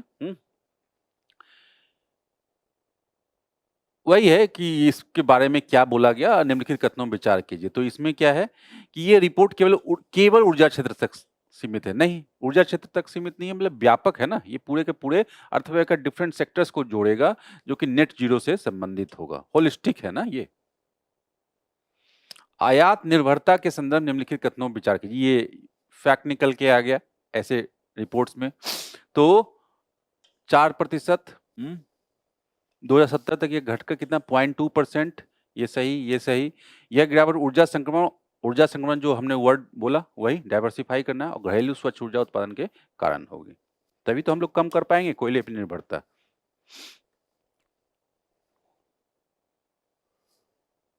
नीति आयोग किस पे बल देता है नेट जीरो के लिए? तो यही कि विद्युत ग्रिड और शहरी अवसंरचना में अग्रिम सार्वजनिक निवेश, इलेक्ट्रिक वाहनों और लॉजिस्टिक पे ध्यान, केवल निजी निवेश पे निर्भरता नहीं, सरकार को भी करना होगा, तभी प्राइवेट पार्टी आएंगे, आकर्षित होंगे, इस बात को हम लोग एकदम ध्यान में रखें। आर्टिकल नंबर 3 क्या है, यही नेक्स्ट रिपोर्ट जो है, विकसित भारत और नेट जीरो के सिनेरियो फाइनेंसिंग की जरूरतें, की वित्तीयन की जरूरत है। हमने विश्व स्तर पे भी बोला कि जलवायु परिवर्तन से लड़ने के लिए जितनी वित्तीयन की आवश्यकता है वो कमी है, और विशेष करके कहा, विकासशील राष्ट्रों में, विकासशील राष्ट्रों में, और जिसमें कि भारत जैसे विकासशील राष्ट्र जो महत्वपूर्ण उत्सर्जन करता है पूरे दुनिया में, चीन और भारत महत्वपूर्ण उत्सर्जन करता है, वहां पे और अधिक आवश्यकता इसकी है फंडिंग की। तो फंडिंग से जुड़ा ये पूरा का पूरा रिपोर्ट होगा, तो उसके बारे में ये चर्चा करें। तो इसलिए डायरेक्टली ये भी पर्यावरण गवर्नेंस से संबंधित है, नीति आयोग आर्थिक नीति से। तो उसके लिए आगे की जो पहलू है, मतलब आगे की पॉलिसी मेकिंग है, उसके लिए रिपोर्ट काफी आधार का काम करेगी ये। तो यही है कि इस प्रकार से रिपोर्ट जारी की गई, नेट जीरो के लिए जो वित्त पोषण की आवश्यकताएं हैं, क्या आवश्यकता है, तो ये शीर्षक है इसका, और जलवायु वित्त पोषण का वर्तमान परिदृश्य क्या है, यही बात करता है। तो सबसे पहले हम लोग वैश्विक स्तर पे देख लेंगे, दोनों स्तर पे, वैश्विक स्तर पे, भारत के स्तर पे। तो पहले हम लोग वैश्विक स्तर पे, तो यहाँ पे देखेंगे 2023 में जलवायु कार्रवाई के लिए जो वित्त वर्ष 2023 में वार्षिक निवेश बढ़कर कितना है, 1.9 ट्रिलियन अमेरिकी डॉलर हो गया, 1.9, 2023 की बात है। और यह 1.5 डिग्री सेल्सियस के लक्ष्य पर बने रहने के लिए आवश्यक 6 से 9 ट्रिलियन डॉलर से बहुत कम है। तो मतलब आवश्यकता कितनी है जिससे कि हम विश्व के तापमान को, मतलब पृथ्वी ग्रह के तापमान को 1.5 डिग्री सेल्सियस तक सीमित रख सके 2030 तक, 6 से 9, और हमारे पास है कितना, 1.9 ट्रिलियन। अब देखिए कितना का गैप है, बहुत बड़ा गैप है ये। यह मुख्य रूप से ऋण पे आधारित है, जबकि अनुकूलन और शुरुआती चरण की तकनीकों के लिए वित्त पोषण की कमी बनी हुई है। तो ये चीजें हम लोग देख सकते हैं। इसी तरह से भारत का संदर्भ क्या है, भारत में भी सेम इसी तरह की स्थिति है कि गैप बहुत बड़ा है कि नेट जीरो में जो शुद्ध शून्य कार्बन उत्सर्जन, नेट जीरो की बात यही है कि शुद्ध शून्य कार्बन उत्सर्जन की बात जो हम लोग कर रहे हैं, लक्ष्य को 2070 तक अगर प्राप्त करना है तो कुल 22.7 ट्रिलियन अमेरिकी डॉलर के निवेश की आवश्यकता है। ये बड़ा लक्ष्य है ये, और उसके भारत को 2070 तक 6.5 ट्रिलियन अमेरिकी डॉलर के वित्त पोषण अंतराल का सामना करना पड़ सकता है। मतलब इससे हम लोग नीचे रह सकते हैं, जो अभी प्रोजेक्शन है, अनुमान है। और इस अंतराल में विद्युत क्षेत्र की हिस्सेदारी 82% होगी, मतलब वहीं पे ये देखा जाएगा ये कि जो वहां पे सुधार करने हैं, अवसंरचना से संबंधित सुधार करने हैं, तो ये चीजें हम लोग देख सकते हैं। क्योंकि डिफरेंट क्षेत्र की बात की जा रही है ना, तो इसमें विद्युत क्षेत्र भी इंपॉर्टेंट है, जो कि प्रोडक्शन का काम करती है, डिस्ट्रीब्यूशन का काम करती है, ये चीजें। तो वो उनके लेवल पे जो ग्रीन एनर्जी को अपनाना, ग्रीन एनर्जी में इन्वेस्टमेंट किया जाना, ये सारी चीजें, और जो अवसंरचना है जो पुरानी हो चुकी है या उत्सर्जन को लेकर उस तरह से आधुनिक नहीं है जितना इस लक्ष्य के लिए आवश्यक है, उस पे निवेश की आवश्यकता, तो वहां पे ये गैप देखा जाएगा। इसका मतलब ये है, तो वहां पे मतलब अब पॉलिसी मेकर क्या करेंगे, टारगेट इस क्षेत्र को बनाना चाहिए। तो हम लोग भी इसे लिख सकते हैं कहीं पे कि विद्युत क्षेत्र को अगर 2070 तक का लक्ष्य अगर प्राप्त करना है तो विद्युत क्षेत्र पे काम करना होगा। चलिए, अब इसमें वही है कि प्रमुख वित्त पोषण संबंधी चुनौतियां और नीतिगत सुझाव हम लोग देख लेंगे। तो चुनौतियां क्या क्या है, वही खंडित और असंगत जलवायु वित्त डेटा। तो सबसे बड़ी डेटा की समस्या तो हमारे यहाँ हर मुद्दे पे है, हर सेक्टर में है। तो यहाँ भी वही है कि जो जलवायु जो फाइनेंसिंग की जा रही है डिफरेंट सोर्सेज से, उसका डेटा ही नहीं है। तो इसलिए उसका एकीकृत एक राष्ट्रीय पोर्टल बने। और क्या, जो पूंजीगत व्यय और वित्त प्रवाह को ट्रैकिंग को समेकित कर सके, तभी तो हम लोग बात कर पाएंगे कि इसे और कितना बढ़ाना है। विभिन्न वर्गीकरण और असंगत विनियामक फ्रेमवर्क, जाहिर सी बात है ये हम लोग और जगह भी देखते हैं कि क्या हमारे यहाँ डिफरेंट टाइप के फ्रेमवर्क्स है एक ही काम के लिए, जबकि यूनिफाइड होना चाहिए, एकीकृत होना चाहिए कानूनी व्यवस्था को भी। यही है, तो इस कारण से क्या, आप देखो, आप सभी विनियामक, जैसे आरबीआई भी काम कर रही है, सेबी, आईआरडीआई, पीएफआरडीए, आईएफएससीए, जलवायु वित्त वर्गीकरण को एकल संदर्भ ढांचे के रूप में अपनाना चाहिए। अगर जलवायु वित्तीय मतलब जलवायु परिवर्तन इतना बड़ा मुद्दा है, जो कि आज के समय में अगर बोला जाए सबसे बड़ा मुद्दा है हमारे लिए, हमारी मानवीयता के लिए, देश के लिए नहीं, पूरे मानवीय समाज के लिए, तो उसके लिए आवश्यक है कि डेडिकेटेड संस्था ही बनाई जाए जो कि उसका पूरे फाइनेंसिंग या उससे जुड़े हुए व्यापक पहलुओं पे काम करे। तो यही इसका मतलब है, बड़ा वित्त पोषण अंतर। अब वित्त पोषण के लिए क्या, एक क्या है डायरेक्ट ऋण लेना, दूसरा क्या है ऋण का एक दूसरा स्वरूप क्या, बॉन्ड के माध्यम कि वो संस्था बॉन्ड जारी करेगी, उससे पब्लिक से भी ऋण, मतलब जो ऋण खरीदेंगे, जैसे हम लोग पहले भी विभिन्न सरकारें जो है ना बॉन्ड जारी करती है और ऋण लेती है अपने कामों के लिए। यहाँ पे क्या है कि देश में कॉर्पोरेट बॉन्ड जो है ना, यहाँ पे वो अपने आप में संकुचित मार्केट है, उसको और बड़ा बनाना है। जैसे यहाँ पे बात भी कही गई है कि कॉर्पोरेट बॉन्ड बाजार को इसीलिए 2025 के जीडीपी के 16% से बढ़ाकर 2070 तक कितना करना होगा, 30% करना चाहिए, तब जाके उससे अधिक ऋण लिया जा सके। और क्या, संस्थागत निवेशकों की भूमिका में वृद्धि करनी चाहिए। संस्था मतलब वित्तीय संस्थाएं, और घरेलू बचत का उपयोग करना चाहिए। घरेलू बचत मतलब क्या, जो हम और आप जो सेविंग्स के रूप में बैंकों में रखते हैं। हरित परिसंपत्तियों के पुनर्वित्त, जोखिम कम करने और एकत्रीकरण के लिए राष्ट्रीय हरित वित्त संस्थान, मतलब इस प्रकार के वित्त संस्थानों का निर्माण करना चाहिए जो कि वित्तीयन को देख सके, काम कर सके डेडिकेटेड तरीके से। क्षेत्र विशिष्ट जोखिमों के साथ खंडित प्रोजेक्ट पाइपलाइन, यही जो क्षेत्र आधार पे जो समस्याएं हैं, वहां पे ये समस्या होती है कि वहां पे डिफरेंट टाइप के प्रोजेक्ट जो होने चाहिए थे वो नहीं है, और है भी तो अलगाव में, मतलब अलग अलग लक्ष्य के तहत है। तो जिससे क्या, उसकी इफेक्टिविटी नहीं है, प्रभावी नहीं हो रहा। तो परियोजनाओं की तैयारी और प्राथमिकता को मानकीकृत करने के लिए नीति आयोग की ये पहल है एसेट, क्या है, accelerating sustainable state energy transition, राज्यों में संधारणीय ऊर्जा संक्रमण में तेजी लाना, ये। और ऐसे क्षेत्र को जैसे कि जो क्या है, जो महत्वपूर्ण उत्सर्जक है, मतलब इसे क्या बोला जाता है कि इस्पात, सीमेंट, भारी परिवहन आदि के लिए सीमित वित्त पोषण उपलब्ध हैं, जिनमें कार्बन उत्सर्जन को कम करना बहुत कठिन है, हार्ड टू एबेट क्षेत्र, हार्ड टू एबेट क्षेत्र। तो उसके लिए क्या काम करना है, विश्वसनीय क्षेत्र की रोड मैप तैयार करना है, जिससे कि वहां जो संक्रमण गैप है उसको, संक्रमण के लिए वित्त पोषण है, मतलब इन सब क्षेत्र में जो ग्रीन एनर्जी लगाने के लिए जो गैप है उसको पूरा किया जा सके, तो इसको पहले टारगेट किया जाना चाहिए, इसे इसका कैलकुलेशन किया जाना चाहिए, कितनी कमी है स्टील सेक्टर में, कितनी सीमेंट सेक्टर में, इस तरह से जहां से अधिक मिल रहा है। उसका भारत के जलवायु वित्त फ्रेमवर्क को मजबूत करने के लिए हालिया पहल क्या है, तो हालिया पहल इसमें किस प्रकार से हो गए हम लोग समझ सकते हैं। सबसे पहला वही कि मसौदा राष्ट्रीय जलवायु वित्त वर्गीकरण, वित्त मंत्रालय के अंतर्गत आर्थिक गतिविधियों के जलवायु समर्थक अनुकूलन और संक्रमण संरक्षित क्षेत्रों को वर्गीकृत करना चाहिए। एक कार्बन क्रेडिट ट्रेडिंग स्कीम, ये हमने पहले भी देखा, काफी पॉपुलर है ये कार्बन क्रेडिट ट्रेडिंग स्कीम, देश में आया। और इसके कारण क्या, हम लोग क्या देते हैं, कार्बन उत्सर्जन कम करने वाले को हमने पहले भी देखा है, एक सीमा से संबंधित जो कैपिंग की गई है, एक सीमा से उसे प्रोत्साहन देते हैं, और जो सीमा से ऊपर है, जो संस्था, जो क्षेत्रक, उस पे क्या है, उस पे क्या टैक्स लगाते हैं, सेस लगाते हैं, या उन्हें जो सर्टिफिकेट, तो वो क्या सर्टिफिकेट खरीदना होता है, ये पूरा का पूरा व्यापार होता है, ये पूरी की पूरी व्यवस्था हम लोग तय किया, बनाया गया है पूरे विश्व के जैसा भारत में भी। तो इन सब में जो कुछ सेक्टर्स को पहचान की, जैसे कि पहले 4 क्षेत्र पहले कौन कौन थे, एल्युमिनियम, सीमेंट, लुगदी और कागज, क्लोर क्षार के लिए ग्रीन हाउस गैस उत्सर्जन तीव्रता लक्ष्य जारी किए गए थे, मतलब उसका क्या लक्ष्य होगा, कहां तक वो कर सकेगा, और इसके ऊपर अगर करेगा तो फिर से उसको क्या क्रेडिट खरीदना होगा, यही व्यवस्था थी। अब इसमें क्या कुछ और सेक्टर को ऐड कर लिया गया है, पेट्रोलियम, रिफाइनरी, पेट्रोकेमिकल्स, टेक्सटाइल्स और वस्त्र उद्योग। तो ये फैक्चुअल जानकारी है, इंपॉर्टेंट है, अभी हाल फिलहाल में हुआ है। तो ये कार्बन क्रेडिट ट्रेडिंग स्कीम से कैसे जुड़ा हुआ है ये सेक्टर, 4 क्षेत्र पहले, 4 अभी, ठीक है। संधारणीयता प्रकटीकरण, मतलब वही कि आपको बताना होगा कैसे आपका जो काम है, जो उद्योग धंधा इंटरप्राइज है, वो संधारणीयता को बढ़ावा दे रहा है या संधारणीय है, तो उसका सर्टिफिकेट जारी करना होगा, आपको बताना होगा। तो वो कहाँ, सेबी और BRSR, मतलब business responsibility and sustainability reporting, ऐसी रिपोर्टिंग की व्यवस्था बना दी जाए कि आपको इन चीजों को लिख कर देना है कि आप इस चीजों का पालन कर रहे हैं। तो ऐसे फ्रेमवर्क और RBI के जलवायु संबंधी वित्तीय जोखिम पर मसौदा प्रकटीकरण फ्रेमवर्क, ये सब जो है ना, इसे लागू किया जाना चाहिए, तब जाके विभिन्न सेक्टर को पहचान की जा सकती है, वहां पे टारगेट किया जा सकता है, और वहां पे कंट्रोल किया जा सकता है कार्बन उत्सर्जन को।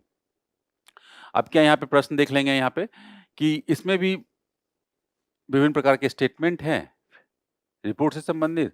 यह रिपोर्ट केवल ऊर्जा क्षेत्र के वित्त पोषण तक सीमित है, बाकी दोनों स्टेटमेंट सही हैं, ठीक है।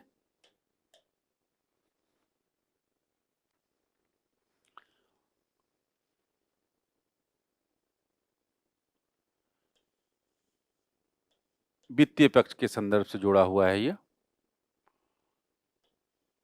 सही है। संचयी वित्त पोषण अंतर 2070 तक लगभग कितना, 6.5 ट्रिलियन डॉलर, सही है। यह वित्त पोषण अंतर मुख्यतः कृषि क्षेत्र, कौन सा क्षेत्र था, ऊर्जा क्षेत्र था ना।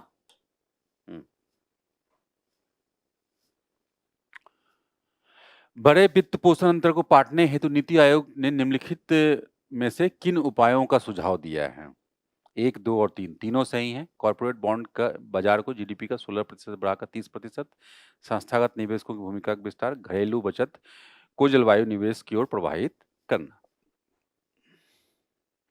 चलिए अंत में एक महत्वपूर्ण और गंभीर पहलू हमारे समाज का, हमारे वर्तमान समय का, मानसिक स्वास्थ्य से जुड़ा हुआ मुद्दा, जो कि अपने आप में इसीलिए क्या है, GS पेपर 2 से संबंधित है, और मानसिक स्वास्थ्य GS पेपर 3 में भी इसे कर सकते हैं कि मानवीय स्वास्थ्य से संबंधित है। मानवीय स्वास्थ्य में जो चिकित्सकीय देखभाल की व्यवस्था है और उससे संबंधित जो टेक्नोलॉजी या प्रणाली है, कैसे हम लोग क्या कर रहे हैं, तो वहाँ पे जोड़ के देखा जा सकता है।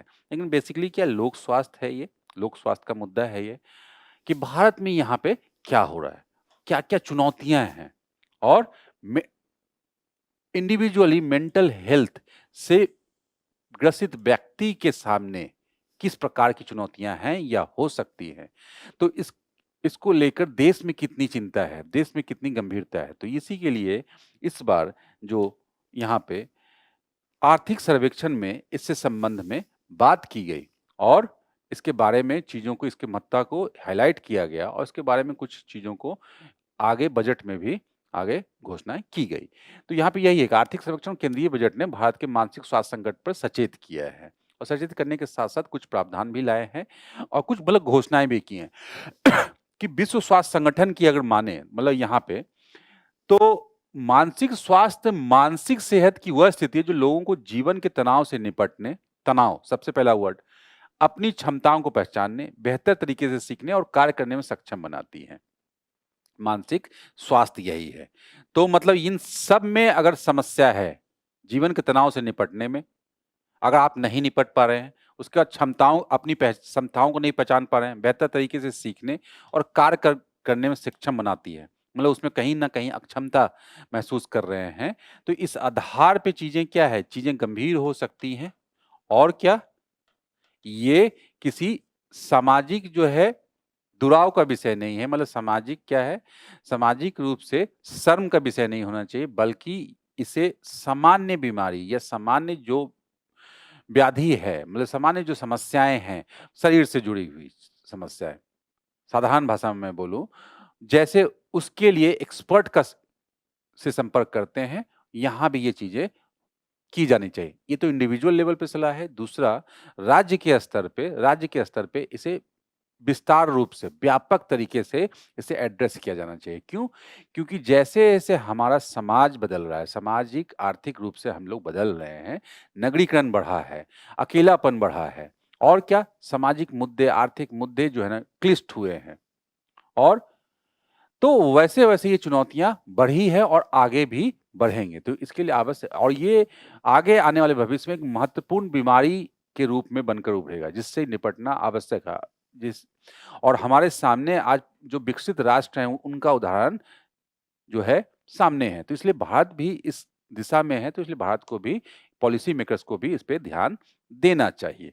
तो यही कुल मिलाकर ये है कि बेहतर जीवन के लिए आवश्यक है कि मानसिक स्वास्थ्य को बेहतर रखा जा सके और इन सब के लिए आवश्यक है कि सरकार सबसे पहले इसके इंपॉर्टेंस को पहचाने, दूसरा उसके संदर्भ में उससे लक्ष्य को पूरा करने के लिए क्या, उससे संबंधित जो संस्थागत और संरचनागत जो इंफ्रास्ट्रक्चर है, मतलब संस्थागत मतलब जहां कानून बनाने की आवश्यकता है, पॉलिसी बनाने की आवश्यकता है, वो भी काम किए जाए और महत्वपूर्ण संस्थाओं का निर्माण करने की आवश्यकता है, वो भी किए जाए और संरचनागत मतलब हॉस्पिटल और जो उससे संबंधित जो साजो-सामान या प्राइमरी हेल्थ केयर से लेकर ऊपर तक, जिला से लेकर केंद्र स्तर तक जो व्यवस्थाएँ की जानी चाहिए, उस पे भी काम किया जाना चाहिए। तो यही है कुल मिलाकर।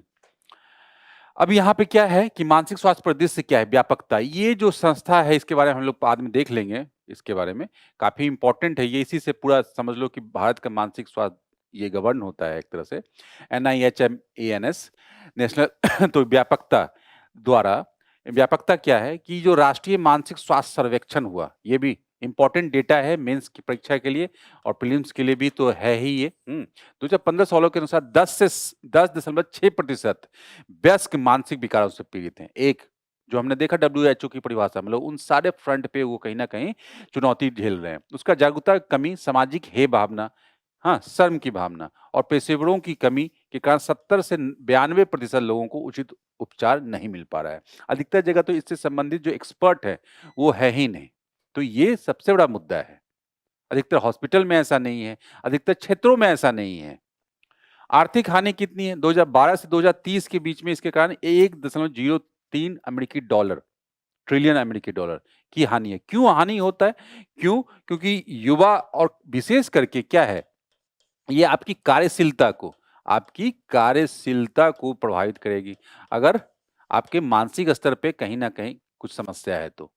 और कार्यशीलता अगर प्रभावित हो रही है, तो आपकी आर्थिक और रोजगार उन्मुखी जो स्थिति है, वो तो खराब होगी, उसके साथ-साथ अगर ऐसी जनसंख्या का अधिकतर हिस्सा है, तो देश की अर्थव्यवस्था भी प्रभावित होगी और खास करके युवाओं में ये चीज़ें जो है ना ज़्यादा है,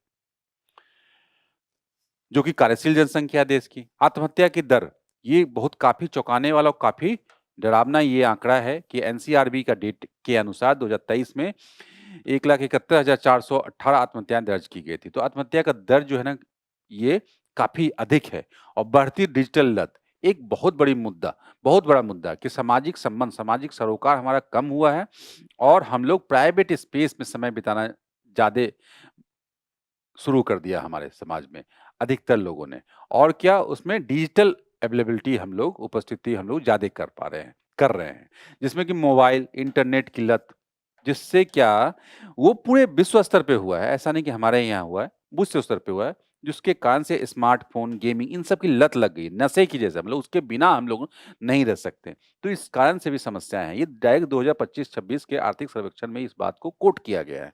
तो ये बड़ी समस्या है, मतलब युवाओं के लिए चुनौती है, मतलब वो कार्यशील जो जनसंख्या है उसके लिए चुनौती है, मतलब कार्यशील जनसंख्या को अधिक से अधिक लाभकारी, अधिक से अधिक स्किल्ड, अधिक से अधिक उत्पादक, अधिक से अधिक प्रतिभावान बनाना आवश्यक होता है। क्यों? क्योंकि वही सोशल कैपिटल है देश की, जो कि राष्ट्र निर्माण में प्रत्येक दृष्टिकोण से सहायता देते हैं। अगर वो मानसिक विकार से ग्रसित है अधिकतर हिस्सा, तो कहीं न कहीं ये राष्ट्र निर्माण की प्रक्रिया में भी जो है ना बाधा होगा। तो यही पूरा मुद्दा है।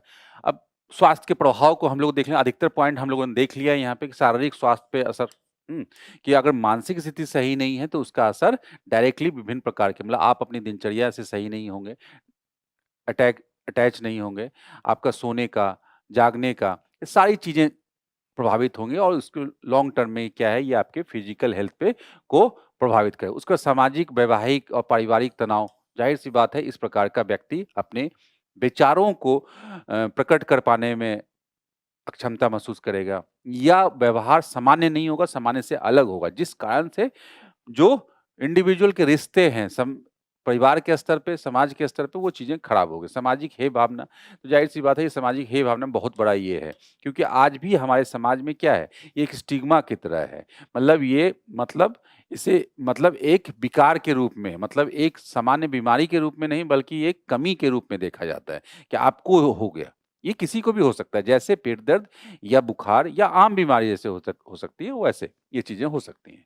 युवाओं की सुभेद्यता, युवा सबसे सुभेद है क्योंकि कम उम्र में मानसिक स्वास्थ्य खराब होने में शैक्षणिक परिणाम खराब हो सकते हैं, मतलब डायरेक्ट उनके परफॉर्मेंस पे, मतलब शिक्षा के स्तर पे, उनके जॉब में, उनके संबंधों में। तो इन सब का नकारात्मक प्रभाव जो है उनके परिवार, उस व्यक्ति को, उसके परिवार, समाज, देश सब पे प्रभाव पड़ सकता है। हुँ। भारत में मानसिक स्वास्थ्य से निपटने के लिए प्रमुख पहल क्या है? तो इस संस्था की जिसकी बात हम लोग कर रहे थे, यही है कि राष्ट्रीय मानसिक स्वास्थ्य एवं तंत्रिका विज्ञान संस्थान अधिनियम 2012, ये ध्यान में रखेंगे। बेंगलुरु स्थित इसके अंतर्गत बेंगलुरु स्थित जो संस्था है, राष्ट्रीय महत्व का संस्थान घोषित किया गया। ठीक है? और केंद्रीय बजट में 2 और जगहों पे किया गया है ऐसा, राष्ट्रीय इस तरह की संस्थाएं रांची झारखंड में और असम में तेजपुर। 2026-27 का जो बजट है, ये NIMHANS 2 जो निमहंस जो जिसको बोला जाता है, तो निमहंस 1 में बेंगलुरु को किया गया था, निमहंस 2 में ये 2 जगहों को ये किया गया, राष्ट्रीय मानसिक स्वास्थ्य स्थानों के रूप में अपग्रेड किया गया है। एक राष्ट्रीय, मतलब ये सेंटर होंगे राष्ट्रीय मानसिक स्वास्थ्य पे डेडिकेटेड देश के विभिन्न क्षेत्रकों में, तभी तो पूर्ति की जा सकेगी ना। राष्ट्रीय आत्महत्या की रोकथाम रणनीति, ये बहुत बड़ी चैलेंज है हमारे लिए, खास करके युवाओं के लिए। 2022 में इसका लक्ष्य 2030 तक आत्महत्या मृत्यु दर में 10% की कमी लाना है। ठीक है? वित्तीय सुरक्षा, आयुष्मान भारत PMJAY के माध्यम से मानसिक स्वास्थ्य स्थितियों को प्रति परिवार 5 लाख रुपए वार्षिक बीमा के तहत कवर किया जाए। तो सिर्फ पहचान ही नहीं, परिभाषित ही नहीं, बल्कि क्या उससे सपोर्ट भी करना। तो सपोर्ट हर तरीके से, फिजिकली भी, फाइनेंशियली भी। तो सबसे पहले पहचान, सबसे पहले स्वीकार्यता आवश्यक है, सरकार के स्तर पे भी, समाज के स्तर पे भी। तो सरकार ने स्वीकारा, इसको सपोर्ट भी कर रहे हैं 5 लाख रुपए तक। अन्य जो पहल है, क्या है? दिव्यांगजन अधिकार। तो ये इससे जोड़ा गया है अधिनियम, क्या है कि दिव्यांगता की परिभाषा का विस्तार कर इसमें मानसिक बीमारी को भी शामिल किया गया इस प्रकार से, क्योंकि ये भी एक बीमारी है, जैसे फिजिकल कमी थी उसी तरह से मानसिक, तभी तो ये चीज फायदा मिल सकेगा और समाज में जो स्टिग्मा है, समाज में जो शर्म है, वो कम हो सकेगा। राष्ट्रीय टेली मानसिक स्वास्थ्य कार्यक्रम, ये काफी इंपॉर्टेंट है, टेली मानस, इंपॉर्टेंट है, ये ध्यान में रख लेंगे। इस तरह की जो इनिशिएटिव होते हैं, इस तरह के मुद्दों से संबंधित कभी डायरेक्टली पूछ लिया जाता है। टेली मानस, ये बेसिकली हेल्पलाइन है, 24/7 हेल्पलाइन है, जो कि मानसिक स्वास्थ्य से ग्रसित लोग हैं उनके लिए सहायता प्रदान करने के लिए। और क्या उपयुक्त पहलों के अलावा संपूर्ण समुदाय दृष्टिकोण अपनाते हुए स्कूल के पाठ्यक्रम में मानसिक कल्याण को एकीकृत करना, मतलब शुरुआती दौर से अवेयरनेस, जागरूकता की तो समस्या है ना, तभी तो सामाजिक शर्म है, सामाजिक रूप से। ऐसे हमारे समाज में बहुत सारी कुरीतियां थी और बहुत सारी चीजें थी जो हमारे लिए स्टिग्मा थी, शर्म का विषय था, लेकिन वो धीरे धीरे उस समय से हटता गया, धीरे से समय से के साथ हटता गया, जैसे जैसे हमने जागरूकता गेन किया और उसके प्रति जो है जागरूकता फैलाया। मानसिक कल्याण को एकीकृत करने और कार्यस्थल पे तनाव में मानसिक उत्तेजना को दूर करने की नीतियों को मजबूत करने की आवश्यकता है। तो इस तरह से चलिए क्या है, पहला यही मानसिक रोगों की व्यापकता के संदर्भ में निम्नलिखित कथन है। हाँ, तो यही है कि मानसिक स्वास्थ्य सेवाओं की कमी का प्रमुख कारण केवल वित्तीय बाधाएं नहीं, ऐसा नहीं है, सामाजिक बाधाएं भी है, आर्थिक भी हैं, व्यक्तिगत भी हैं। फिर आत्महत्या से संबंधित, ये आप ऐसे में भी लिख सकते हैं, कहीं मेंस आंसर राइटिंग में भी लिख सकते हैं। ये जो डेटा है काफी इंपॉर्टेंट है, याद रखेंगे इसको। आत्महत्या के आंकड़े भारत में स्थिर बने हुए हैं और इसमें वृद्धि नहीं देखेगी, ये वृद्धि है, बढ़ा है ये, है ना। केंद्रीय बजट वाला जो मुद्दा था 2026-27 के संदर्भ में उनके कथनों पर विचार कीजिए। तो वही कि निमहंस 2 की स्थापना का प्रावधान किया गया है रांची और तेजपुर में, उसके पहले बेंगलुरु में था, और रांची और तेजपुर में राष्ट्रीय मानसिक स्वास्थ्य संस्थानों को उन्नयन का प्रस्ताव किया गया, यही है। बजट में मानसिक स्वास्थ्य को पूरी तरह राज्य सूची का विषय माना गया, ये ऐसा कुछ नहीं है। चलिए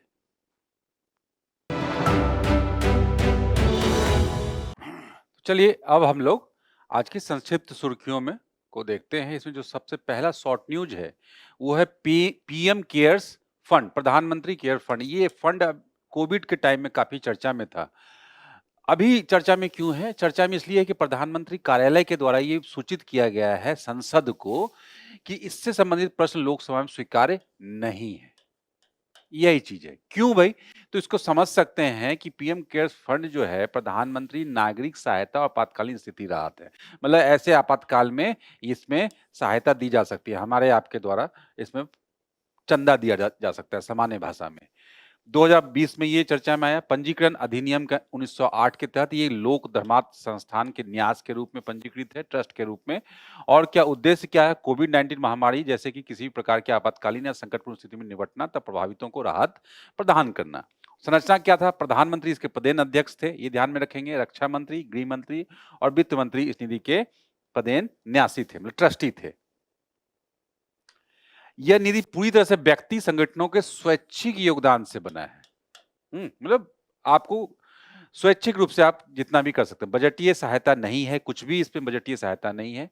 किसी भी कंपनी या सार्वजनिक क्षेत्र के उपक्रम के द्वारा, पीएसयूज के द्वारा इसमें अगर फंड किया गया तो इस योगदान को कंपनी अधिनियम 2013 के तहत क्या कॉर्पोरेट सोशल रिस्पॉन्सिबिलिटी सीएसआर के रूप में समझा जाएगा। तो ये ध्यान रखेंगे, ये इंपॉर्टेंट है ये स्टेटमेंट, क्योंकि ये इतना विवाद हो चुका है, इस पे काफी चीजें कंफ्यूज हो गई हैं। अगर ये स्टेटमेंट भी आ जाए तो हम लोग कंफ्यूज हो सकते हैं, हम लोग सोचते हैं कि नहीं नहीं ऐसा तो नहीं होगा, ऐसा है। और इस निधि में दिए गए दान को आयकर अधिनियम 1961 की धारा 80 जी के तहत 100% कर की छूट है। तो ये इंडिविजुअल लेवल पे ये तो हम लोग जान रहे थे, क्योंकि इस प्रकार का कोई भी फंड अगर आप डोनेट करते हो तो उस पे जो है ना आईटी एक्ट में के तहत जो है ना फायदा ले सकते हैं। इनक्वेस एक महत्वपूर्ण संस्था, भारतीय राष्ट्रीय महासागर सूचना सेवा केंद्र मछली पकड़ने की दक्षता में सुधार करने के लिए कई मोबाइल एप्लीकेशन शुरू करेगा। और इसमें शामिल जो इस तरह की जो योजना होगी, क्या jellyfish aggregation information interactive portal, seawaves swell surge inundation vulnerability advisory system, तटीय क्षेत्रों में बाढ़ का पूर्वानुमान करने के लिए ये है। नया समुद्र ऐप मत्स्यन क्षेत्रों की जानकारी प्रदान करने हेतु। तो हम लोग देख सकते हैं तटीय इकोसिस्टम, मत्स्यन, मतलब वहां से संबंधित जो विभिन्न प्रकार की एक्टिविटी उससे संबंधित 3 है। तो ये पर्यावरण के लिए इंपॉर्टेंट है, ये तीनों ये करंट अफेयर के रूप में पूछा जा सकता है। अब इस संस्था के बारे में देख लेते हैं, कहाँ अवस्थित है? हैदराबाद में। स्थापना कब हुई थी? 1999 में। कौन किस मंत्रालय के अंतर्गत? पृथ्वी विज्ञान मंत्रालय के अंतर्गत। और एक किस प्रकार की संस्था? स्वायत्त संस्था, तो इसलिए इंपॉर्टेंट है। और ये पृथ्वी प्रणाली विज्ञान संगठन की एक इकाई ही है और उद्देश्य महासागर पर निर्भर लोगों, संगठनों को महासागर संबंधी जानकारी और परामर्श प्रदान करना। तो एक विशेषज्ञता प्राप्त ये संस्था है और यूनेस्को के अंतर सरकारी महासागर आयोग का स्थायी सदस्य भी है और इनक्वाइस द्वारा प्रदत्त अन्य सेवाएं, सुनामी पूर्व चेतावनी प्रणाली यही प्रदान करता है, महासागर स्थिति पूर्वानुमान आदि ये सब करता है। तो पूर्वानुमान से भी संबंधित है, तो ये इंपॉर्टेंट संस्था है, हम लोग देख सकते हैं। चलिए, एक सूचकांक आ गया, नेटवर्क तत्परता सूचकांक, नेटवर्क रेडीनेस इंडेक्स 2025।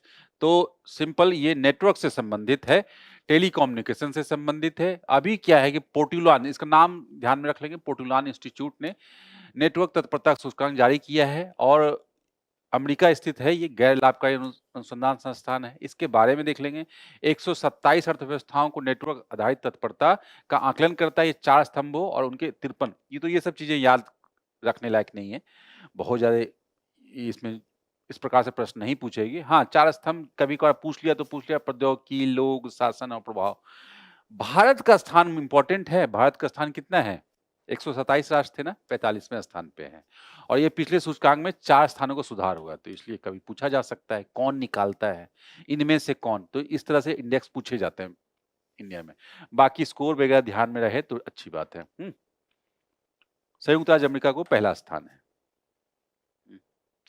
चलिए, स्पेशलिटी स्टील मतलब विशेष प्रकार का, मतलब स्टील उत्पादन में विशेष प्रकार का, उसके लिए क्या है? पीएलआई मतलब उत्पादन से संबंध जो प्रोत्साहन योजना है, 1.2 के तीसरे दौर के तहत 55 कंपनियों के साथ 85 परियोजनाओं के लिए समझौता ज्ञापनों पर हस्ताक्षर किए गए। तो यही है न्यूज का विषय। और स्पेशलिटी स्टील के बारे में पीएलआई योजना क्या थी? तो थी क्या, केंद्रीय इस्पात मंत्रालय की योजना 2021 में शुरू हुई थी। देश के भीतर स्पेशलिटी स्टील ग्रेड के निर्माण को बढ़ावा देना, भारतीय इस्पात उद्योग को प्रौद्योगिकी मामले में परिपक्व होने के साथ साथ मूल्य श्रृंखला के ऊपर में उठाने में मदद करना, मतलब भारतीय इस्पात उद्योग को मजबूत करना, प्रोडक्ट को आधुनिक बनाना, ये चीज इसका काम था इसका। और इसलिए पीएलआई योजना इसी प्रकार के उद्योगों को जो है ना, इसी प्रकार के प्रोडक्ट को क्या लिंक्ड इंसेंटिव देती है। तो यही इसका चरण था, इसमें 1.2 आया है ये। तो इसमें पूछा जा सकता है निम्नलिखित में से किस क्षेत्र में पीएलआई 1.2 आया? तो ये चीजें हैं, यही है कि यह उभरते उन्नत इस्पात उत्पादों के लिए निवेश को आकर्षित करने के लिए है। और इन उत्पादों में शामिल कौन है? सुपर एलॉय, ये काफी चर्चा में, तो ये पूछा जा सकता है। सुपर स्पेशलिटी जो स्पेशलिटी स्टील है उसके अंतर्गत शामिल है super alloy, cold rolled grain oriented stainless steel के लॉन्ग और फ्लैट उत्पाद, टाइटेनियम एलॉय, कोटेड स्टील। तो एक बार ध्यान में रख लेंगे, ये चीज कभी पूछा जा सकता है। चलिए, भारतीय चाय बोर्ड तो हमेशा महत्वपूर्ण रहता है, चर्चा में रहता है। अभी चर्चा में इसलिए है कि 2025 में अब तक सर्वाधिक चाय निर्यात किया गया है देश के द्वारा। हाँ, निर्यात किया गया है 280.40 मिलियन टन। याद रह जाए तो अच्छी बात है, कभी किसी स्टेटमेंट में पूछ देती है।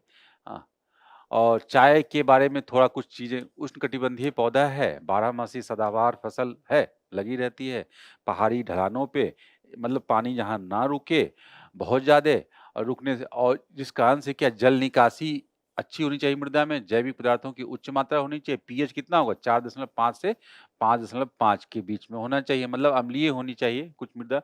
20 से 27 डिग्री सेल्सियस का आदर्श तापमान होना चाहिए। हम लोग देख सकते हैं चाहे कहाँ, नॉर्थ ईस्ट में और उसके बाद क्या साउथ इंडिया में। भारतीय चाय बोर्ड के बारे में, कोलकाता में अवस्थित है और सांविधिक निकाय है। चाय अधिनियम 1953 के, कभी कभार इस प्रकार के प्रश्न पूछ लेती है यूपीएससी।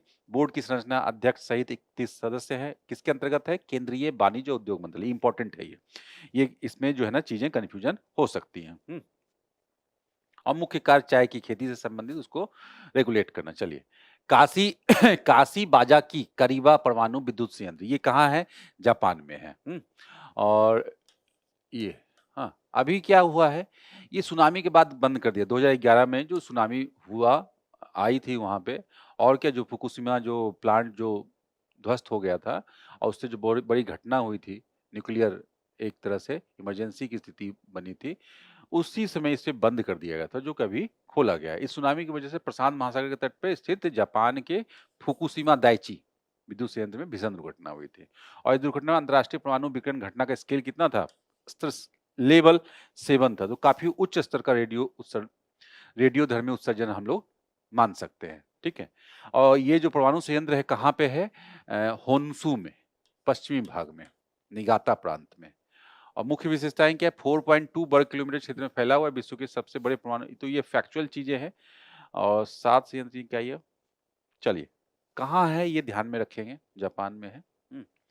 चंद्रयान 4 मिशन, मतलब चंद्रयान सीरीज का ही नेक्स्ट मिशन चंद्रयान 4 की बात की जा रही है। उसके तहत भी चंद्रमा पे लैंडर को उतारने की बात की गई। कहाँ उतारा जाएगा उतारने के लिए?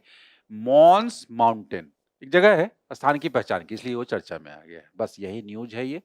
और चौथा मिशन है, इसका उद्देश्य चंद्रमा की सतह पर नमूने एकत्र करना और वहां से उड़ान भरने का प्रदर्शन करना था, उन्हें पृथ्वी पर वापस लाना। और चंद्रयान 4 मिशन का प्रक्षेपण का प्रस्तावित समय कब है? समय सीमा 2027 में। माउंट माउंटेन कहाँ पे है देख लेंगे। उत्तरी ध्रुव, दक्षिण ध्रुव, ये चर्चा में रहता है, इसलिए यूपीएससी पूछ सकती है कि ये चंद्रमा के दक्षिणी ध्रुव के निकट स्थित है।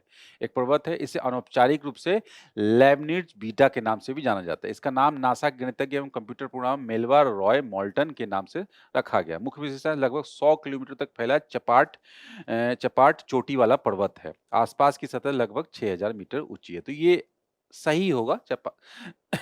जो चपटा मतलब सपाट जो है स्थल है, तो ये समस्या रहती है इस प्रकार के ग्रहों में। इस प्रकार के ग्रहों में, इस प्रकार के ब्रह्मांडीय पिंडों में, कि सतह वहां पे समान नहीं होती पृथ्वी की जैसी। तो यही तो सबसे बड़ी चैलेंज थी। तो यही इसलिए। अब दूसरा देखेंगे, एक रोग है क्यासा नूर वन रोग। तो इसको क्या बोल रहे हैं? क्यासा नूर फॉरेस्ट डिजीज। तो बेसिकली क्या KFD बोलते हैं इसको शॉर्ट फॉर्म में। अभी क्या हुआ, ICMR जो भारतीय आयुर्विज्ञान अनुसंधान परिषद है हमारे, उसके द्वारा इसके खिलाफ उन्नत वैक्सीन विकसित करने हेतु मानव पर परीक्षण शुरू किया गया है।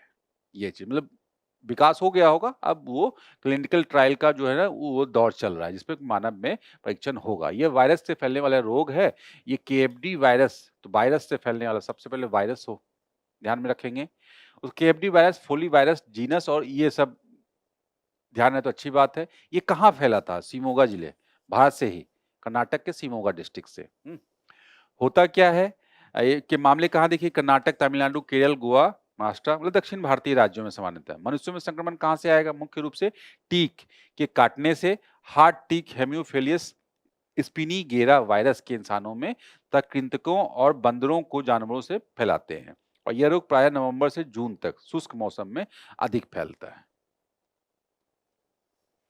तो इसलिए इसको फॉरेस्ट रोग बोल रहे हैं।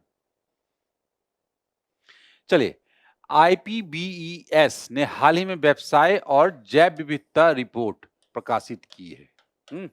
और रिपोर्ट क्या है? रिपोर्ट के अनुसार विश्व प्रकृति को बचाने के खर्च किए गए प्रत्येक $1 के मुकाबले $33 प्रकृति को नष्ट करने में खर्च करता है। तो ये जो है महत्वपूर्ण रिपोर्ट हो सकती है। और IPBES क्या है? Inter governmental science policy platform on biodiversity and ecosystem services. तो ये ध्यान रखेंगे, नाम सुनने में तो लगता है UN की संस्था है ये, UNEP, लेकिन क्या UNEP से संलग्न है। ये संयुक्त राष्ट्र की संस्था नहीं है, लेकिन संयुक्त राष्ट्र पर्यावरण कार्यक्रम को सचिवालय सहायता प्रदान करता है। ये ध्यान में रखेंगे ये।